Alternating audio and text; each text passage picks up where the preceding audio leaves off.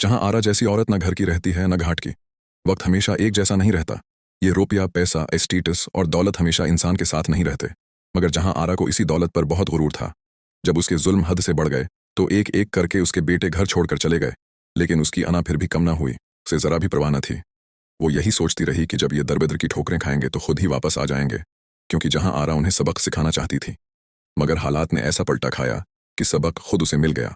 जहां आरा एक खौफनाक हादिसे का शिकार हो जाती है, ऐसा हादिसा जिसमें उसकी टांगें मफलूज हो जाती हैं। इसके अपने बेटे और बहुएं भी उसकी खैरियत पूछने नहीं आते, क्योंकि उसने अपनी औलाद के साथ वो सलूक किया था जो किसी माँ को जेब नहीं देता। यहाँ तक कि जब अनाया और फजा माँ बनने वाली होती हैं तो यही जहां आरा बेगम उनकी गोद इजाड़ने के लिए आखिरी हद तक चली जाती हैं। यही बात उसके बेटे बर्दाश्त नहीं कर पाते और घर छोड़ने पर मजबूर हो जाते हैं। अब जहां आरा बिल्कुल तन्हा रह जाती है, न उसे संभालने वाला कोई होता है और न ही उसका हाल पूछने वाला। रही बात मीर नामान की, तो वो भी तंग आकर खुदकशी कर लेता है। एक सुबह जब घर वाले जागते हैं तो उनके लिए एक नहायत अफसोसनाक खबर मुंतजर होती है। मीर नामान अपने बस्तर पर मुर्दा हालत में मिलते हैं। जहां आरा ये बात अच्छी तरह जानती होती है कि मीर नामान को मरने पर मजबूर करने वाली भी वही है। एक दिन जब जहां आरा बेगम अपने बेटों के सामने आकर रो रो कर मुआफियां मांगती है तो वो इससे मिलने आते हैं।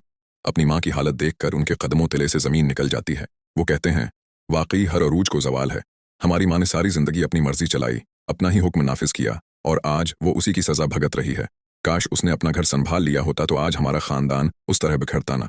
हमारे वालिद आज हमारे साथ होते और हम सब खुशी खुशी अपनी जिंदगी गुजार रहे होते। अब जहां आरा को उसका जमीर जीने नहीं देता। जब इंसान का जमीर जाग जाए तो वो हर लम्हा मरता है। जहां आरा को अपनी तमाम ज्यादतियां, जुल्म और गलत फैसले एक एक करके याद आने लगते हैं।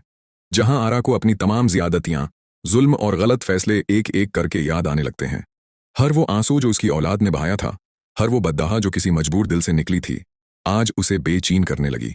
वो रातों को जाग जाग कर रोती और बार बार अल्लाह से अपने गुनाहों की माफी मांगती। एक दिन व्हील चेयर पर बैठी जहां आरा बेगम खामोशी से अपने कमरे की खिड़की से बाहर देख रही होती है। कभी यही हवेली उसके रौब और दबदबे से गूंजती थी, मगर आज हर तरफ सन्नाटा छाया हुआ था। न किसी के कदमों की आहट सुनाई देती थी और न ही किसी की आवाज। इसकी आंखों से बेअख्तियार आंसू बहने लगते हैं। इसी दौरान घर का एक पुराना मुलाजिम आकर कहता है, बेगम साहबा, आज भी साहबजादे नहीं आए। जहां आरा लरसती हुई आवाज में जवाब देती है, मैं जानती हूं, उन्होंने आना भी क्यों है। मैंने कभी उन्हें माँ की मोहब्बत दी ही नहीं, सिर्फ हुक्म चलाया, सिर्फ तकलीफ दी। मुलाजिम खामोशी से सिर झुका लेता है, क्योंकि उसके पास भी इस बात का कोई जवाब नहीं होता। दूसरी तरफ जहां आरा के तमाम बेटे एक जगह इकट्ठे होते हैं। फजा और अनाया भी वहां मौजूद होती हैं।